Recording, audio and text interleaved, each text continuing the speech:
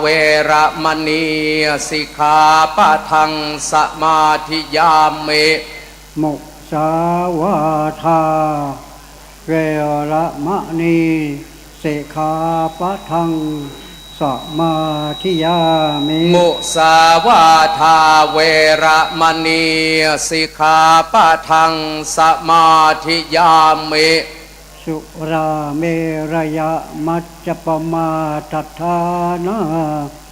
เวระมณีสิกขาปะทังสมาธิยามิสุราเมรยะมัชฌะปมาทัฏฐานาเวระมณีสิกขาปะทังสมาธิยามิอิมานิปัญจสิกขาปทานิสีเลนะสุขติงยันติสีเลนะโภคสัมปทาสีเลนะนิพุติงยันติตัสมาสีลังวิโสทะเยสาธุ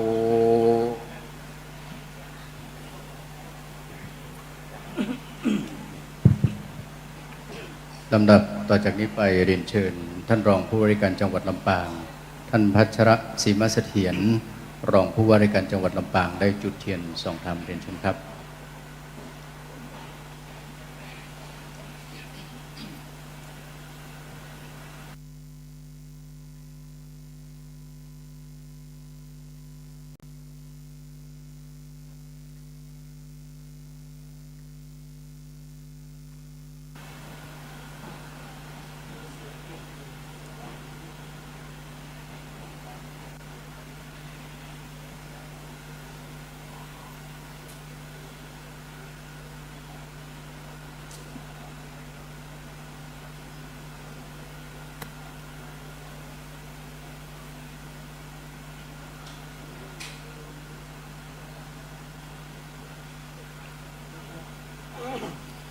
พระมาจะโลกาธิปติสหัมปติกัดอัญชลีอันทิวรังอายาจทาสันติทะสัตตาปรชคาชาติกาเทเสตุธรรมังอนุกรรมปิมังปะชัง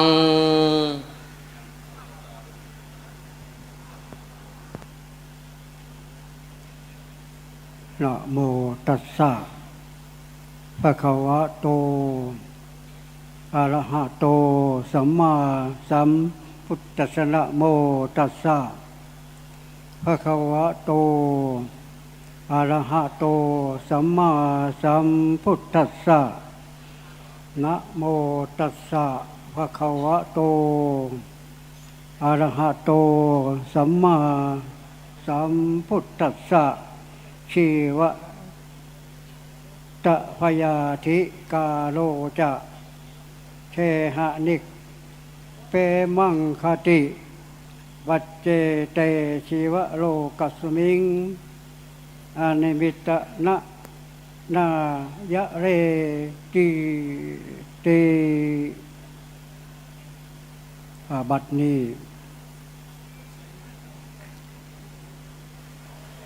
จะได้บรรยายพระธรรมคำสั่งสอน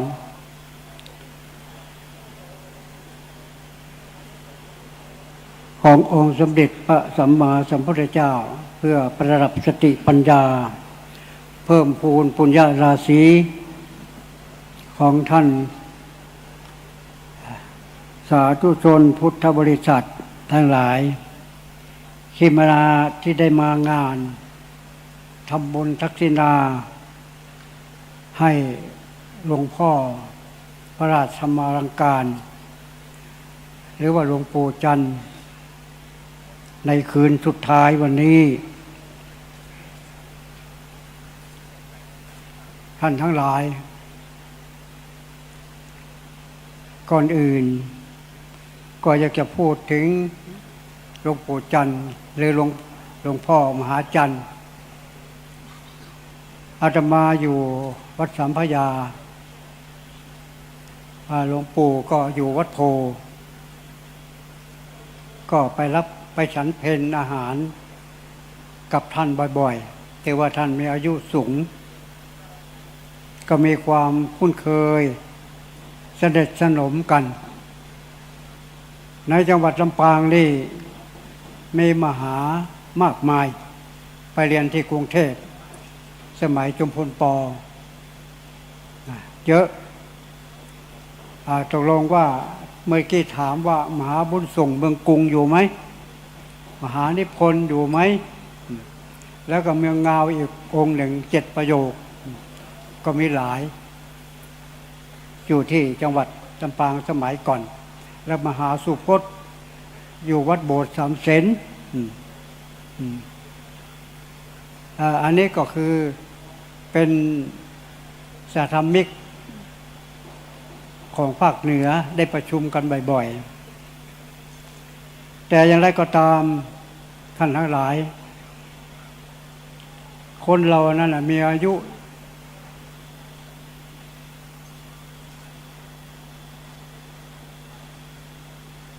30,000 วันเฉลี่ยถ้าท่านทั้งหลายบวกเอาไปบวกอาจจะประมาณ80 กว่าเศษแต่ว่าหลวงปู่อายุมาก94แต่กำไรชีวิตเนี่ยท่านทั้งหลายผู้ที่มีสุขภาพดีนะโชคดีเงินทองไม่ต้องจำเป็นนะหลวงปู่มีอายุ94อาตมาได้จำได้จดไว้ได้3 ปีแล้วหรือจะอนันต์ไมโลเพราะว่าคนเรานั่นแหละเกิดพร้อมกัน7,000 ล้านคนทั่วโลกอย่างอาตมานี่เกิดพร้อมกับอาตมาเนี่ย7,000 ล้านคนทั่วโลกนะเขาว่าตั้งแต่คลอดจากแม่มาถึงอายุ14ตายไป26%ตายไปแล้วนะแล้วก็ตั้งแต่15ขึ้นไปถึง68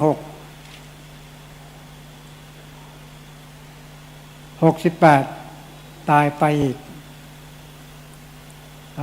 66%ตายมากตอนนี้อาจจะเป็นทหารวัยรุ่นกระตายไปเยอะตั้งแต่65ขึ้นไปถึง89เหลือ 8% เนี่ยถ้าหากว่าท่านทั้งหลายอยู่ที่นี่ถ้า65ไปถึง89เนี่ยก็เรียกว่าเป็นโชคดีนอกนั้นก็ตายเป็นระดับไปแต่ว่าเหลืออีกนิดหนึ่งใครอายุ90ขึ้นไปขึ้นเหลืออยู่ 2% ทั่วโลกนอกนั้นตายไปนับว่ามีบุญนะอย่างหลวงปู่จันทร์เนี่ยมีบุญมากนะทั่วโลกเกิดพร้อมกับหลวงปู่ท่านยังยืนอยู่90ขึ้นไปเผาเด็กรุ่นหลังตลอดนะอันนี้ก็คือหลวงพ่อจดเอาไว้นะจดเอาไว้เนี่ยคนอายุยืนเนี่ยมันมีปัจจัยหลายอย่างอาจจะบุญเก่าด้วยบุญใหม่ด้วยหลายอย่างแล้วก็การรักษาสุขภาพของเรานะการรักษาสุขภาพมันมีหลายอย่างการศึกษารักษาสุขภาพเขาว่าโรงครัวเนี่ยอาหารดีมันอยู่ที่โรงครัวก็หมายถึงว่าอาหารดีเนี่ยมันอยู่ที่คนทำกับข้าวอันใดดีอันใดไม่ควรทานอันใดควรทานมันอยู่ที่โรงครัวมันอยู่ที่คนทำกับข้าวมันจะเอื้อเฟื้อคนอายุยืนเนี่ยท่านทั้งหลายจะเอื้อเฟื้อนะเพราะนั้นสรุปว่าอาหารที่ดีมันอยู่ที่โรงครัว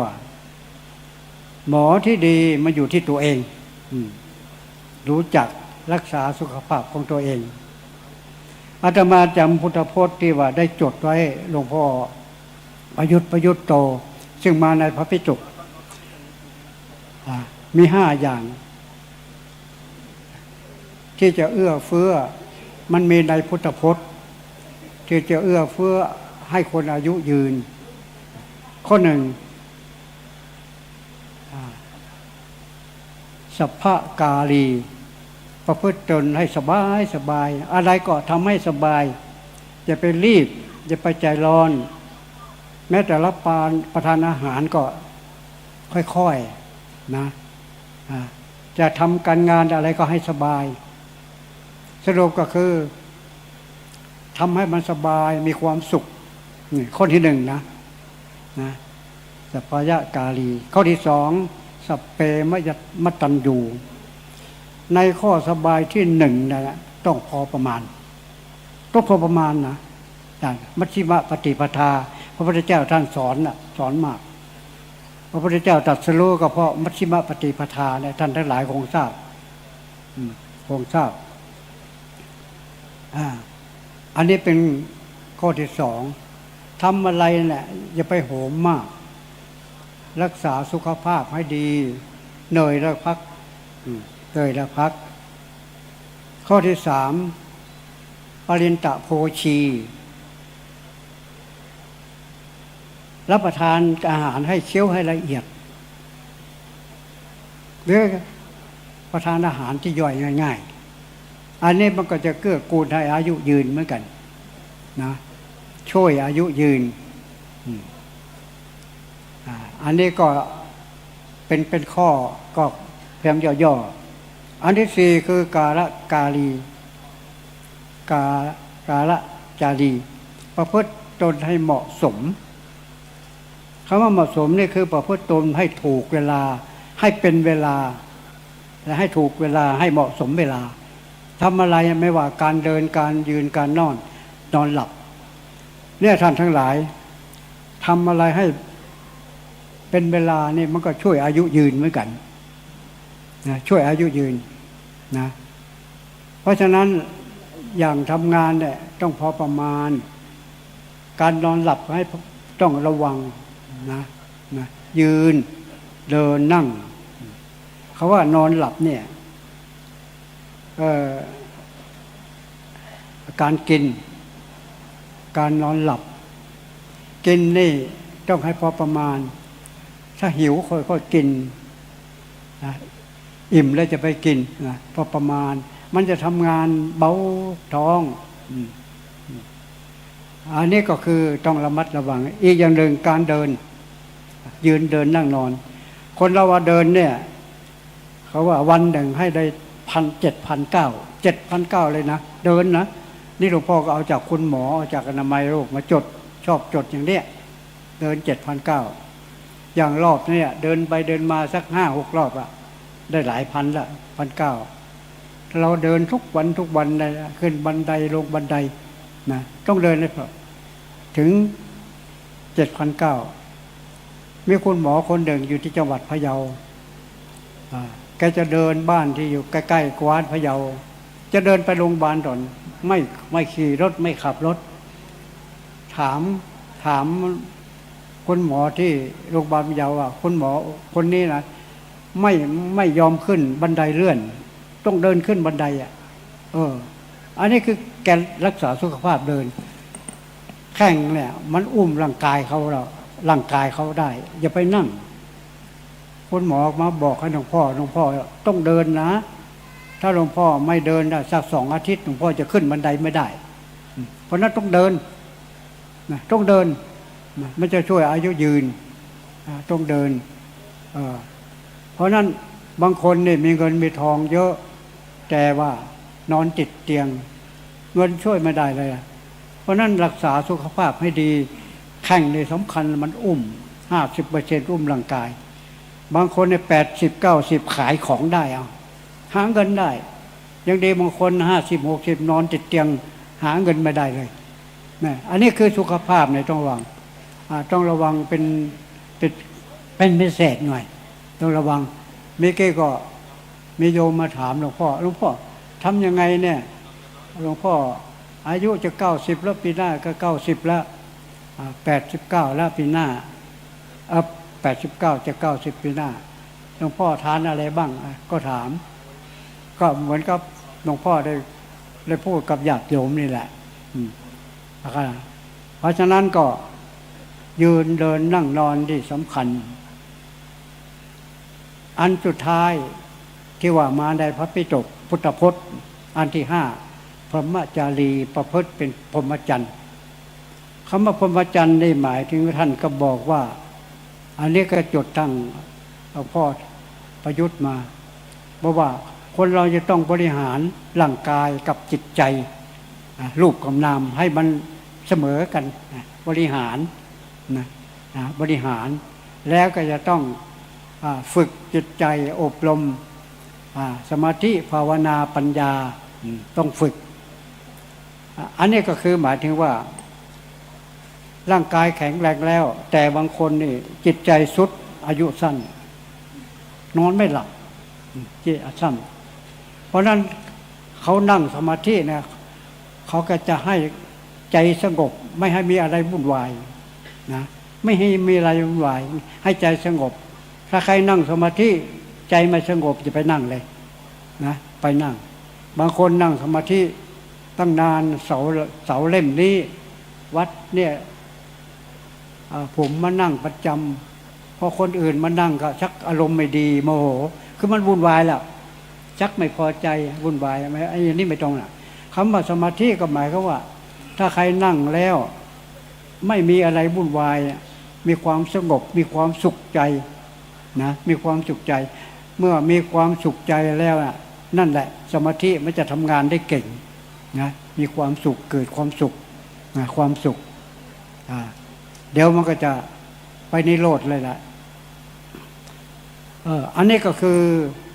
บริหารทั้งสุขภาพกายสุขภาพจิตที่ท่านทั้งหลายสุขภาพกายเนี่ยเราสังเกตได้ยังไงคนที่ไปโรงพยาบาลมันๆนะสุขภาพกายไม่ดีหรอกสุขภาพจิตเราสังเกตตรงไหนสังเกตว่าคนที่อิจฉาริษยาโมโหใช้อารมณ์หาเรื่องคนนั้นคนนี้นะอันนี้คือคนสุขภาพจิตไม่ดีหรอกถ้าเราไปนั่งแล้วมันกระทบเราทำให้เราเสียเมื่อท่านทั้งหลายถ้าเรามีครอบครัวนะถ้าคุณพ่อคุณแม่ทะเลาะกันนะลูกจะสุขภาพจิตไม่ดีด่ากันกินเหล้าเมายาไม่ดีหรอกนะมันต้องมีสุขภาพจิตดีลูกหลานเนี่ยมีความสุขเรียนหนังสือก็เก่งนะมีความสุขอันนี้ก็คือมันเข้าข้อที่1พรหมจารีนะข้อที่1ข้อที่5ที่มีในพุทธพจน์ที่พระพุทธเจ้าเนี่ยก็เป็นหมอเอกของโลกเหมือนกันเป็นหมอเอกของโลกเนี่ยท่านทั้งหลายเรื่องสุขภาพสำคัญที่สุดวันนี้จะพูดถึงสุขภาพกายสุขภาพจิตและก็สุขภาพวิญญาณสุขภาพกายเนี่ยบางคนเนี่ยเป็นนักกีฬาอายุสั้นก็ได้มันอาจจะมีกรรมเก่าก็ได้มาแน่นะคนเราเนี่ยมันต้องอาศัยบุญเก่าด้วย ถึงอายุยืนเหมือนหลวงปู่เนี่ยหลวงปู่เนี่ยอยู่วัดโพหลวงพ่อไปทานกับข้าวท่านเป็นไกด์นะเป็นไกด์วัดโพด้วยนะมหาจันทร์เนี่ยนะเป็นไกด์วัดโพ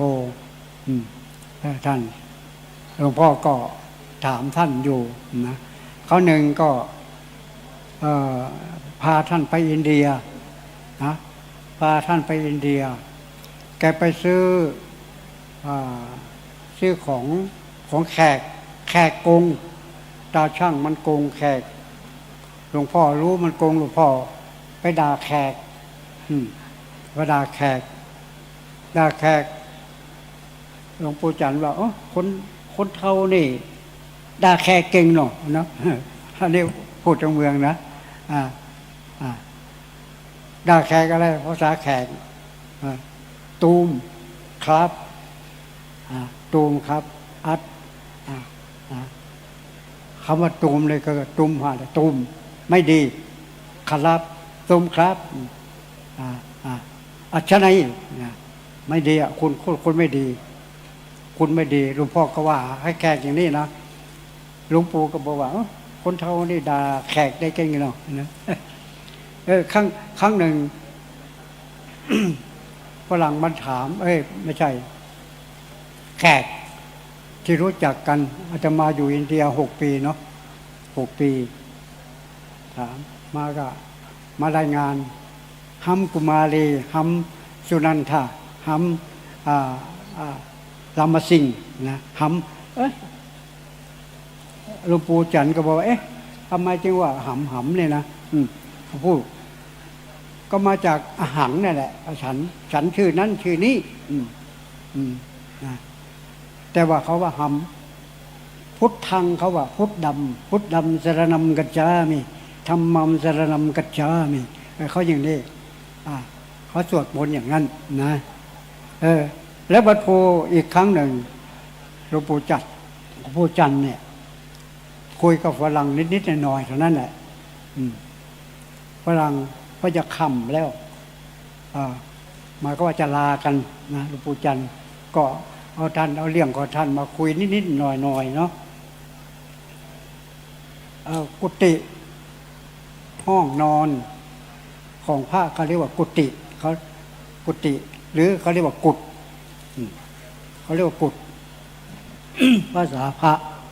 ฝรั่งถามว่าฝรั่งก็ลาเนี่ยลาเป็นภาษาอังกฤษนะกุฏไหนอาตมาอยู่กุฏนู้น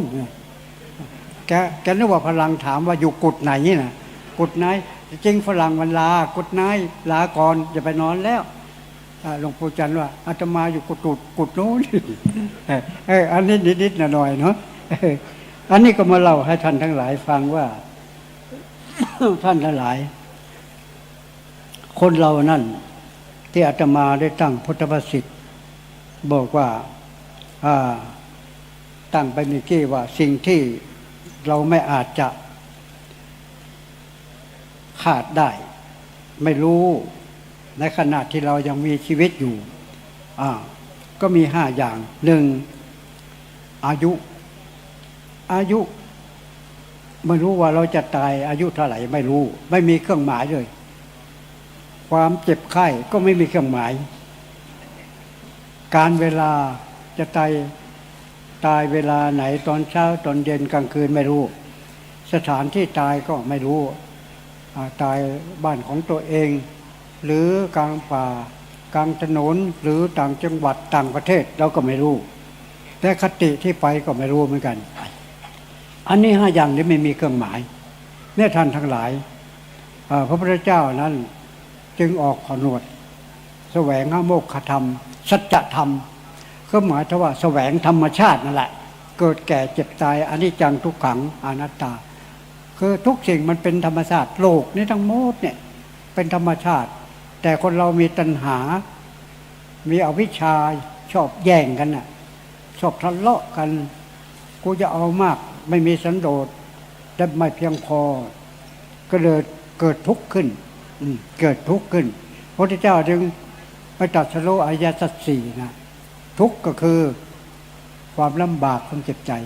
เพราะนั้นใครรู้ทันทุกข์นะใครรู้ทันทุกข์นะแก้ได้สบายคือรู้ธรรมชาติแหละคนเราเกิดแก่เจ็บตายมันตายอยู่แล้วทุกคนไม่ต้องเป็นห่วงหรอกไม่ต้องเป็นห่วงหรอกชราก็อะไรแก่เจ็บก็แต่เป็นธรรมชาติทั้งนั้นมันอยู่ทนไม่ได้หรอกอันนี้จังทุกขังแต่เราต้องรู้ทันมันคือใช้ปัญญาจะไปใช้อวิชชาตัณหาไม่ได้ถ้าใช้อวิชชาตัณหาอุปาทานเนี่ยยิ่งทุกข์ใหญ่นะตัวเองยิ่งทุกข์ใหญ่เลยถ้ารู้ทันเราก็สบายเราจะแก้มันก็นั่นแหละคนเราก็ตายทุกคนน่ะหนีไม่พ้นหรอกเราก็ปรุงตกคือไม่ยึดมั่นถือมั่นอันนี้ก็คือธรรมะที่ได้ยกมาย่อๆอาตมาก็อย่างว่าเนาะจับนู่นจับนี่มาเทศในวันนี้ความจริงก็ไม่ใช่นักเทศไม่ใช่นักเทศก็เลยทางจังหวัดลำปางได้นิมนต์หลวงพ่อมา ก็ถือว่าหลวงพ่อรู้จักคุ้นเคยมาเทศให้หลวงปู่หน่อยนะวันนี้ก็อาตมาก็ขอขอบคุณท่านเจ้าคณะภาคแล้วก็คือพระเทพวิธีเจ้าคณะภาค6แล้วก็พระพรหมมุนีรองเจ้าคณะภาค4แล้วก็พระเทพพระเมธีรองเจ้าคณะภาค15วันนี้ท่านเจ้าคณะภาค6ทั้งจังหวัดเชียงรายแพร่น่านลำปางพะเยามาเป็นเจ้าภาพแต่เจ้าภาพใหญ่ก็คือพระจินดารัตนพรเจ้าคณะจังหวัดลำปางได้มาเป็นเจ้าภาพในวันนี้พร้อมทั้งญาติโยมทั้งหลายทุกคนที่ได้มาวันนี้ได้มาร่วมกันฟังธรรมจิตใจของท่านเป็นบุญเป็นกุศลนั่นคือท่านปฏิบัติธรรมแล้วนั่งสมาธิไม่โมโหไม่โมโถนั่นคือปฏิบัติธรรมมีสมาธิอยู่แล้วนะเพราะฉะนั้นก็ขอให้บุญกุศลทั้งหลายที่ญาติโยมมาพร้อมทั้งคณะสงฆ์มาที่นี่ขอให้ได้ปกป้องแก่ท่านและครอบครัวของท่านให้อยู่เย็นเป็นสุขมีสุขภาพร่างกายแข็งแรงมันจะไปทิศใต้ทิศเหนือที่ใกล้ที่ไกลก็ปลอดภัยขอให้ไปเจอคนที่ดีเจอคนที่มีศีลมีธรรมก็โชคดีแล้วอาตมาได้แสดงพระธรรมเทศนามาก็พอสมควรแก่เวลายุติแต่เพียงนี้เอวังก็มีด้วยประกาศนีสาธุ ครับในโอกาสนี้ขอกราบอาราธนาพระเดชพระคุณพระเทพเวทีเจ้าคณะภาค6รองแม่กองบาลีสนามหลวงได้ถวายการเทศน์แด่พระเดชพระคุณหลวงปู่พระเดชพระคุณหลวงปู่สักครู่ครับหลวงปู่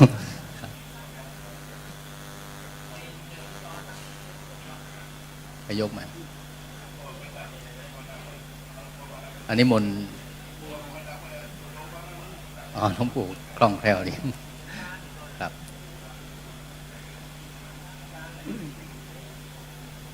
ได้ครับกราบอาราธนาพระเดชพระคุณพระเทพเวทีครับ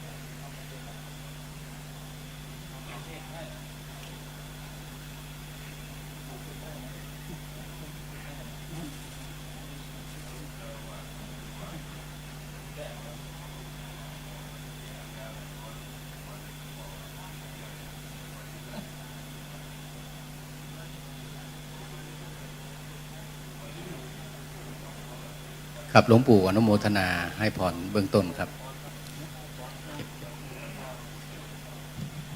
ต้องให้พรหน่อยเนาะก็ขอ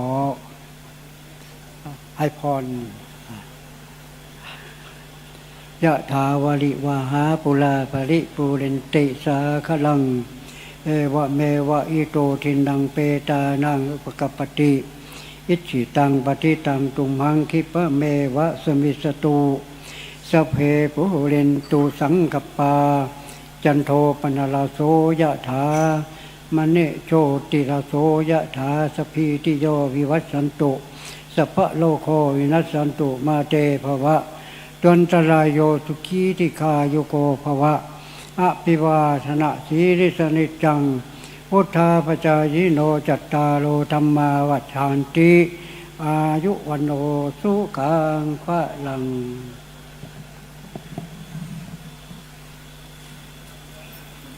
ครับการแสดงพระธรรมเทศนาโดยพระเดชพระคุณพระเทพยานเวทีศรีมงคำจังหวัดพะเยา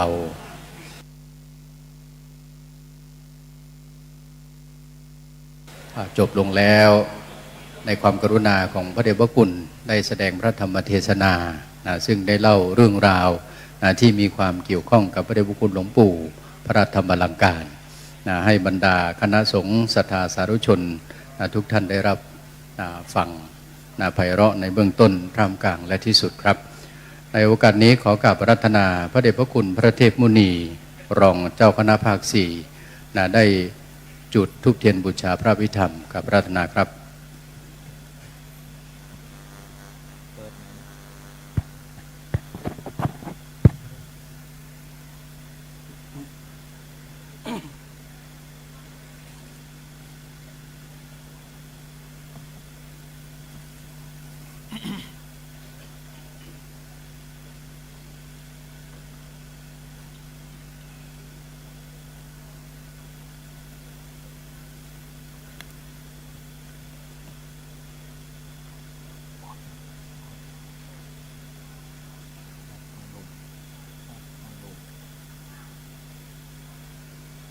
นะโมตัสสะภะคะวะโต อะระหะโต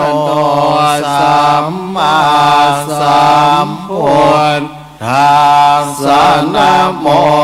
ตัสสะภะคะวะโตอะระหะโตสัมมาสัมพุท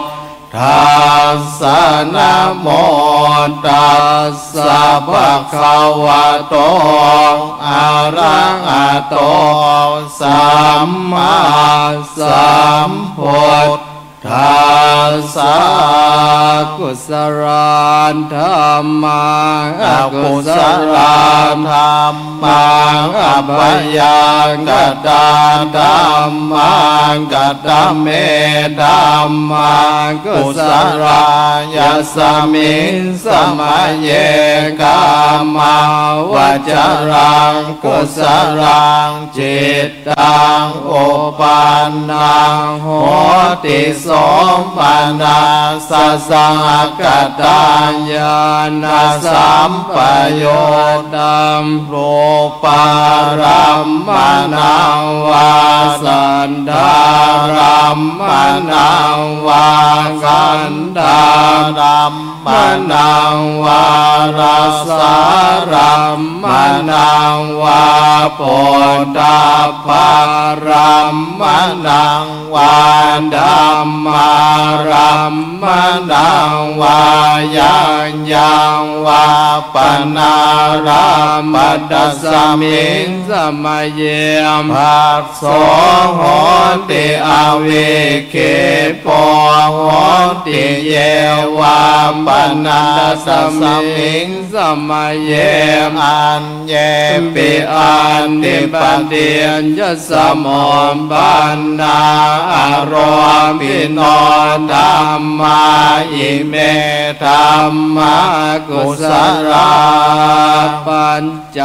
ขันธารมปามขันธเวทนาขันธสัญญาขันธสังขาราขันธวิญญาณขันธตันตกตโมโรปักขันธยังกินจิโรปังอติตา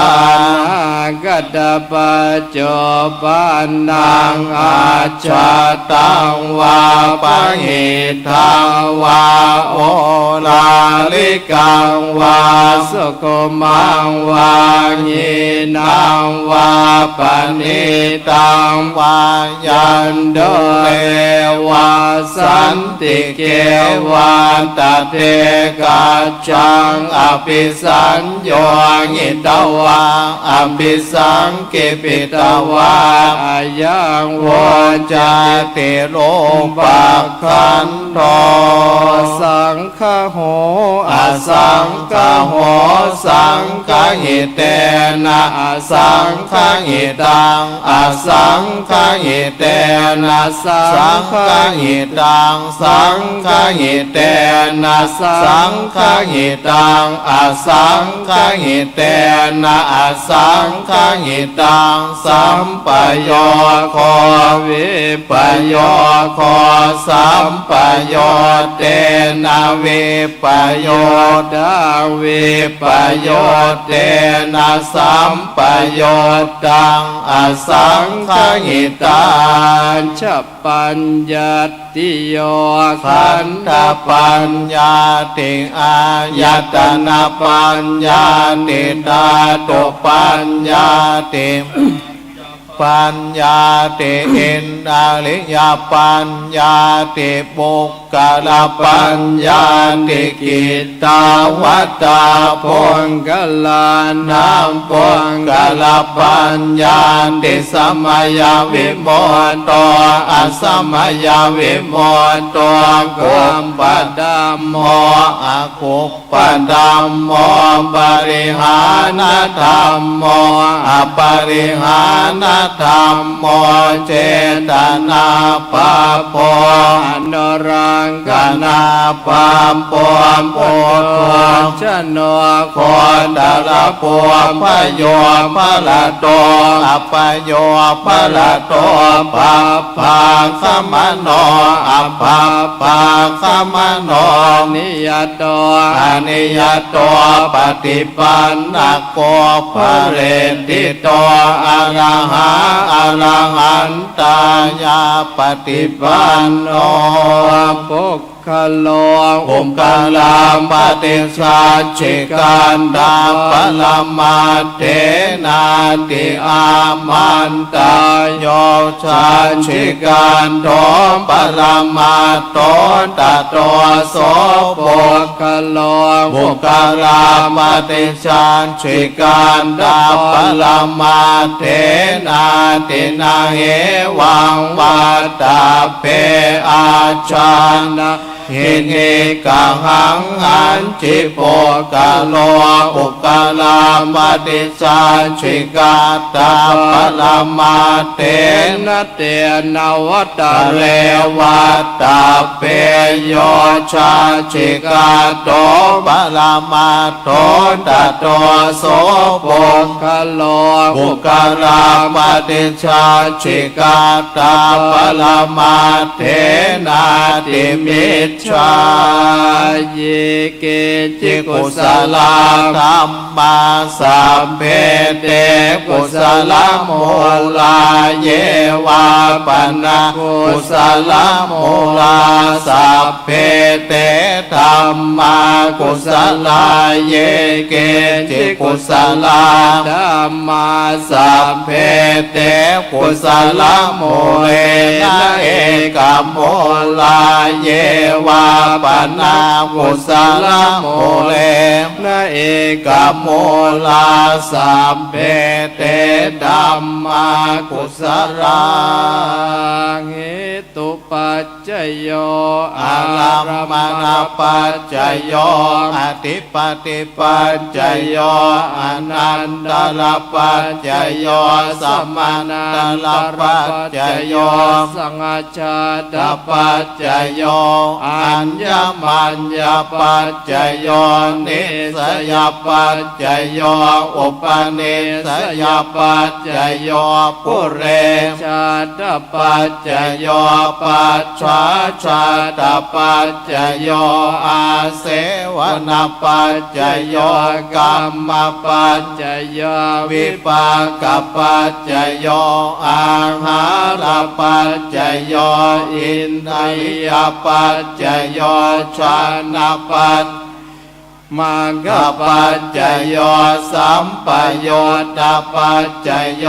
วิปโยตปัจจโยอัตถิปัจจโยนัตถิปัจจโยวิคตปัจจโยอวิคตปัจจโยขณะนี้พระสงฆ์ได้สวดพระอภิธรรมจบสิ้นไปเป็นที่เรียบร้อยก่อนที่พระสงฆ์จะพิจารณาจะมีพิธีทอดผ้าบังสุกุลครับครับขอกราบพระรัตนาพระเดชพระคุณพระราชปัญญาภรณ์รองเจ้าคณะภาค 6 วัดนางชีได้ทอดผ้าบังสกุลรูปแรกครับรูปที่สองพระเดชพระคุณพระราชธีราภรณ์รองเจ้าคณะภาค 2 วัดพระพุทธฉายจังหวัดสระบุรีครับรูปที่สามพระเดชพระคุณพระราชเขมากรเจ้าคณะจังหวัดแพร่วัดพระบาทเม่งเมืองวรวิหารจังหวัดแพร่ครับรูปที่สี่พระเดชพระคุณพระราชปริยัติเจ้าคณะจังหวัดพะเยาวัดศรีคมคำ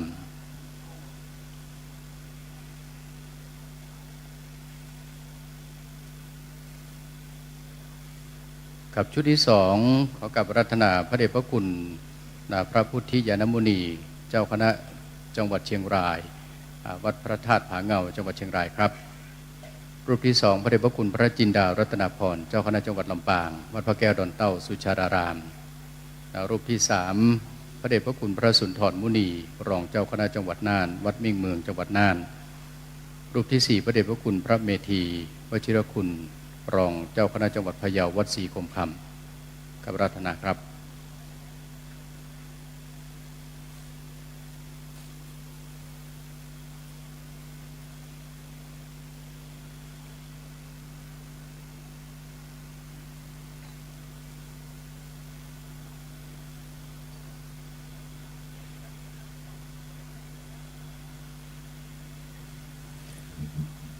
และชุดที่3เรียนเชิญตัวแทนของพุทธศาสนิกชนจำนวน4ท่านนะครับท่านแรกเรียนเชิญ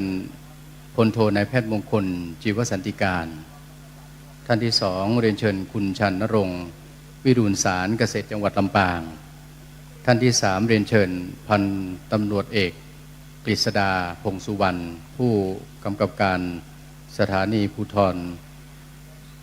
กคาตัวแทนผู้บังคับการจังหวัดลำปางและท่านที่4คุณวิราชตรีปิยรัตน์กรรมการผู้ทรงคุณวุฒิวิทยาลัยสงฆ์นครลำปางเรียนเชิญครับ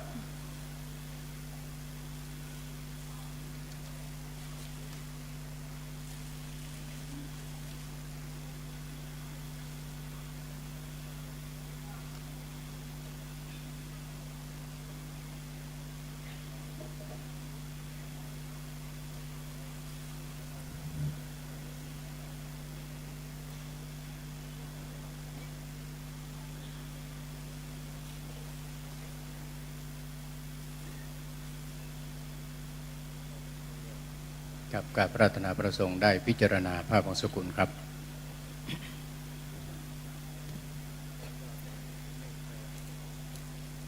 อนิจจาวัฏสังขาราอุปันดวยธัมมิโน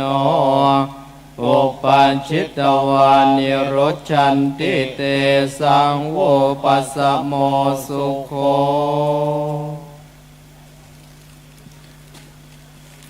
พระสงฆ์ทั้ง4รูปได้พิจารณาผ้าบางสกุลจบแล้วลำดับต่อไปอาจจะได้ถวายปัจจัยพระพุทธและถวายปัจจัยต่อพระสงฆ์พิธีจำนวน4รูปนะครับซึ่งขณะนี้ทางเจ้าหน้าที่เทียบปัจจัยทายธรรมนะครับ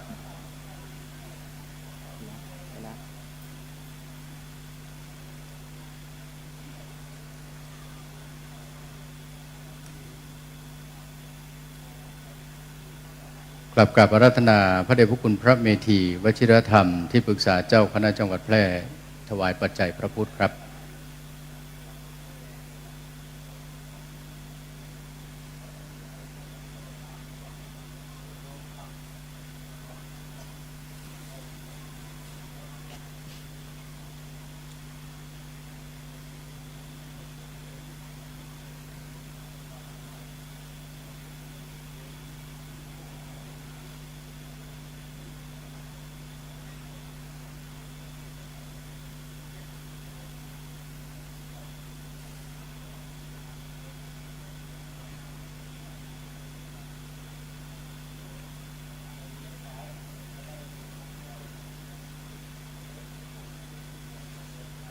ขอกราบอาราธนาพระเดชพระคุณพระวิสุทธิ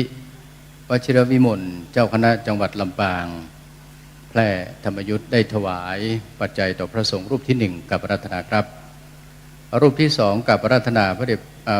ท่านพระครูสุภัทรพรหมคุณรองเจ้าคณะจังหวัดพะเยารูปที่3กับอาราธนาพระครูขันติพลากรเจ้าคณะจังหวัดเชียงรายและรูปที่4กับอาราธนาพระเดชพระคุณพระสุนทรพระครูสุนทรประภากรรองเจ้าคณะจังหวัดเชียงรายครับ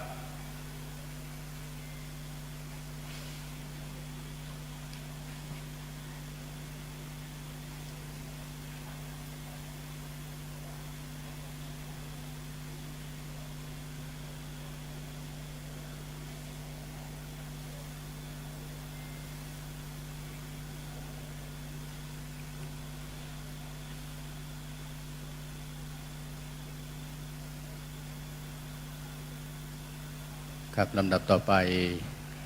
พระสงฆ์จะได้อนุโมทนาณบัดนี้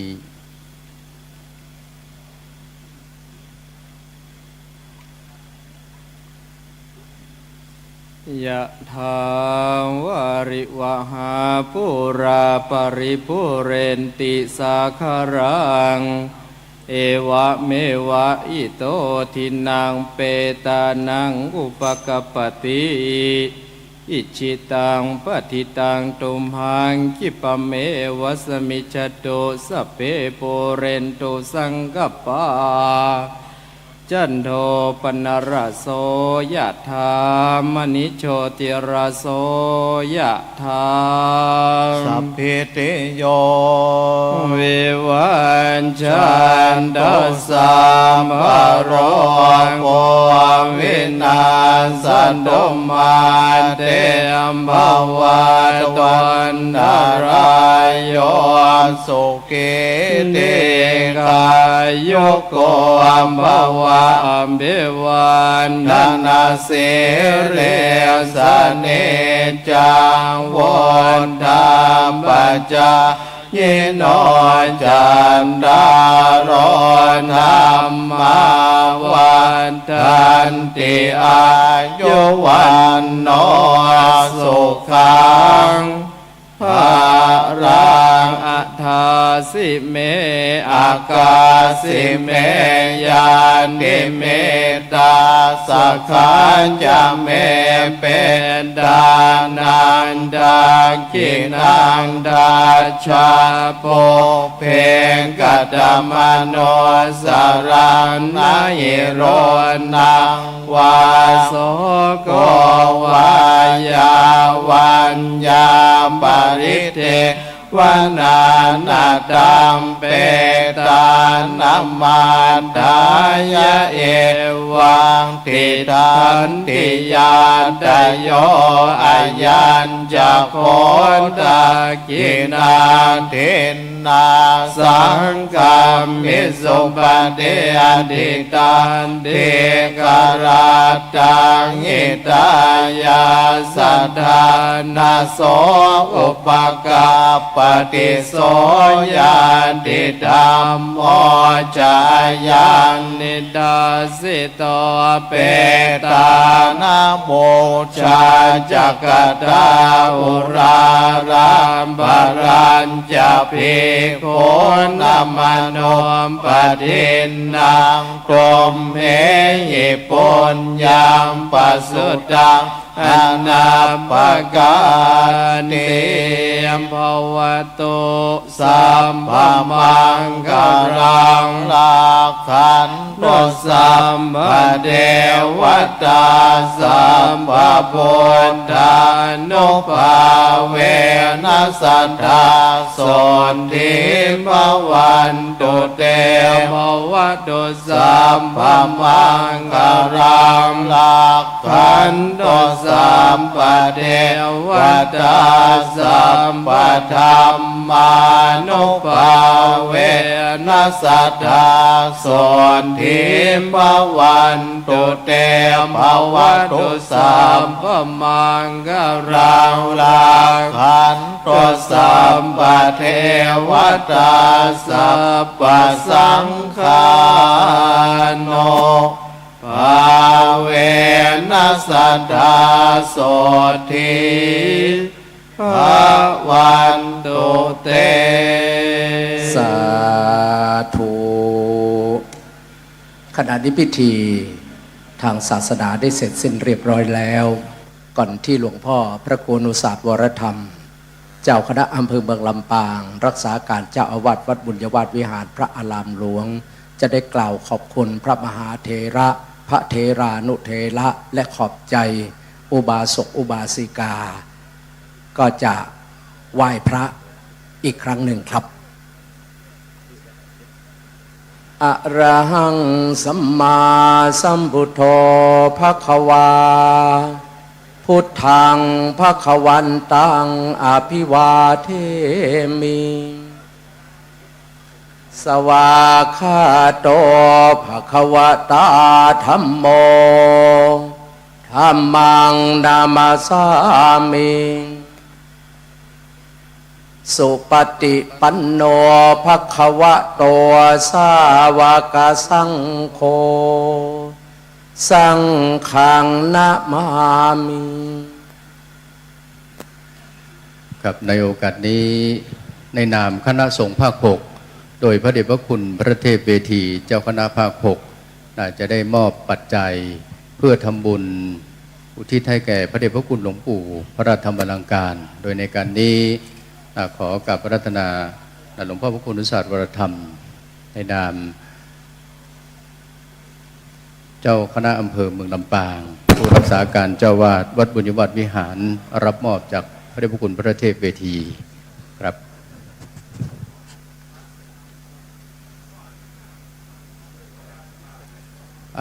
ขอกับพระราตนาหลวงพ่อเจ้าคณะจังหวัดรองเจ้าคณะจังหวัดของคณะสงฆ์ภาค6คณะสงฆ์ภาค6โดยหลวงพ่อเจ้าคณะภาค6พระเทพเวทีพระเดชพระคุณพระราชปัญญาภรณ์รองเจ้าคณะภาค6พระอุดมบัณฑิตรองเจ้าคณะภาค6และคณะสงฆ์จังหวัดลำปางคณะสงฆ์จังหวัดเชียงรายคณะสงฆ์จังหวัดพะเยาคณะสงฆ์จังหวัดแพร่และคณะสงฆ์จังหวัดน่านซึ่งโดยมีหลวงพ่อเจ้าคณะจังหวัดรองเจ้าคณะจังหวัดหลวงพ่อเจ้าคณะพระสังฆาธิการในทุกระดับของคณะสงฆ์ในแต่ละจังหวัดได้ร่วมทำบุญในวันนี้ซึ่งยอดปัจจัยทำบุญในวันนี้ 188,000 บาททวนครับ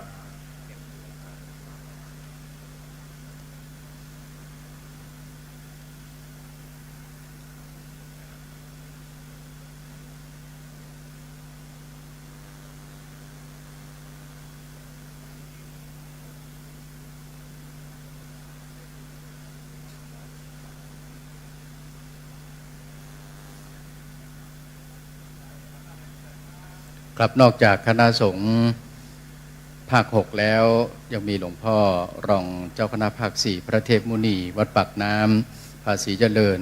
พระเดชพระคุณพระเทพปวรเมธีรองเจ้าคณะภาค15แล้วก็พระเดชพระคุณพระราชธีราภรณ์รองเจ้าคณะภาค2วัดพระพุทธฉาย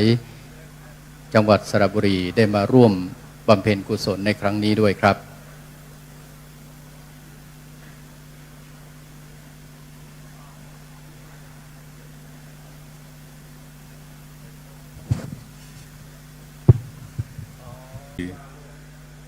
ภาค5ภาค15แล้วก็ท่านรองเจ้าคณะจังหวัดทุกจังหวัดในเขตปกครองคณะสงฆ์ภาค6ท่านพระสังฆาธิการมหาเถระพระเถระอนุเถระที่เคารพและนับถือทุกท่านและขอเจริญพรกับบรรดาญาติโยมสาธุชนทั้งหลายการบำเพ็ญกุศลออกเมนพระราชทานเพลิงศพพระเดชพระคุณหลวงปู่พระราชธรรมอลังการหลวงปู่จันทร์กตปุญโญได้ดำเนินมาจนถึงคืนวันนี้ก็เป็นคืนสุดท้ายวันพรุ่งนี้ก็จะได้มีการบำเพ็ญกุศลพระราชทานเพลิงศพก็จะเริ่มตั้งแต่ภาคเช้ามีการสวดพระพุทธมนต์ของพระเจ้าพระสงฆ์จำนวน200 กว่ารูปถวายภัตตาหารเพลจตุปัจจัยทายธรรมทายทานแล้วก็เวลา 15 นาฬิกาก็จะประกอบพิธีพระราชทานเพลิงแล้วก็ในภาคตอนค่ำ2 ทุ่มก็จะเป็นการประชุมเพลิงถวายเพลิงศพของหลวงปู่ประมาณ2 ทุ่มหรือ2 ทุ่มครึ่งโดยประมาณในนามของคณะสงฆ์จังหวัดลำปางในนามของคณะศิษยานุศิษย์คณะศรัทธาญาติโยมชาวจังหวัดลำปางก็ขอกราบขอบพระคุณขอบคุณแล้วก็ขออนุโมทนาในกุศลน้ำจิตน้ำใจของบรรดาศรัทธาสาธุชนทั้งหลายทุกภาคส่วนที่มีส่วนร่วมในการช่วยกันจัดงานถวายพระเดชพระคุณพระราชธรรมอลังการในวาระโอกาสสุดท้ายนับตั้งแต่ท่านผู้ว่าราชการจังหวัดลำปางเป็นต้นเพราะฉะนั้นก็ขอบุญกุศลที่ได้ร่วมกันบำเพ็ญตั้งแต่ต้นตลอดจนถึงจิตดวงวิญญาณของหลวงปู่ได้รับรู้รับทราบแล้วจงโปรดอนุโมทนา ให้ศีลให้พรกับคณะสงฆ์คณะศรัทธาได้อยู่เย็นเป็นสุขได้ประสบสุขสวัสดีเจริญในชีวิตในครอบครัวในหน้าที่กิจการงานมุ่งมา่ปรารถนาสิ่งหนึ่งสิ่งใดก็ขอให้ได้สำเร็จได้สำลิดผลในสิ่งที่มุ่งมา่ปรารถนาโดยทั่วกันทุกท่านทุกคนด้วยเถิดครับพิธีบำเพ็ญกุศลแต่พระเดชพระคุณหลวงปู่พระธรรมอลังการในค่ำคืนสุดท้ายในวันนี้ก็เป็นอันเสร็จพิธีก็ขอกราบขอบพระคุณในเมตตาของคณะสงฆ์ภาค 6โดยมีพระเดชพระคุณพระเทพเวทีเจ้าคณะภาค 6เจ้าคณะพระสังฆาธิการหลวงพ่อเจ้าคณะจังหวัดทุกรูปนะครับด้วยความเคารพพระมหาเถระตามที่หลวงพ่อพระคุณอุศาสตร์วรธรรมได้กราบขอบพระคุณและอนุโมทนาไปแล้วในโอกาสนี้ในนามของคณะศรัทธาสาธุชนโดยเฉพาะศิษยานุศิษย์ของหลวงพ่อก็ต้องขอบพระคุณท่านรองผู้ว่าราชการจังหวัดลำปางท่านรองพัชระศรีมาเสถียรตลอดถึงหัวหน้าส่วนราชการคณะสงฆ์คณะศรัทธาญาติโยมและก็เจ้าศรีรัตน์ณลำปาง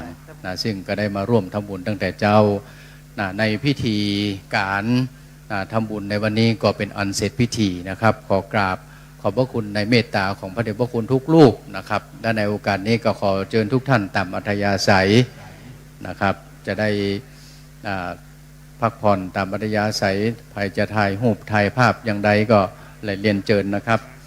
ขออนุโมทนานะครับตะกี้ได้กล่าวยอดตาลไปเป็นที่เรียบร้อยแล้วของคณะสงฆ์ภาค 6 188,000 บาทนะครับกราบขอบพระคุณในโอกาสนี้ตอนนี้ท่านรองก็คงจะลาพระสงฆ์ปฏิสันถานกับหลวงพ่อก่อนนอกวันนี้หลวงปู่หลวงพ่อทั้งหลายมานักพระมหาเถระทั้งนั้นนะครับพระมหาเถระทั้งนั้นขอกราบขอบพระคุณในเมตตาของหลวงพ่อทุกๆรูปครับที่ได้มีเมตตาคณะสงฆ์จังหวัดลำปางเป็นเจ้าศรัทธาวันนี้เป็นเจ้าภาพโดยเป็นแขกโดยแล้วก็ขอขอบคุณในเมตตาของพระสงฆ์ทุกรูปพระมหาที่จังหวัดลำปางนะครับมีอย่างก็ขอถวายการต้อนรับทุกรูปด้วยความเคารพเนาะก็คงจะขออนุญาตยุติเสียงไว้แต่เพียงเท่านี้ปีปาดกล้องวงตั้งหลายก็แห่เนอมูสลาแห่ก็แห่กันไปพระสงฆ์องค์เจ้าก็ว่ากันไปท่านรองผู้ว่าหัวหน้าส่วนจะทายหูกกระเจิญนะครับ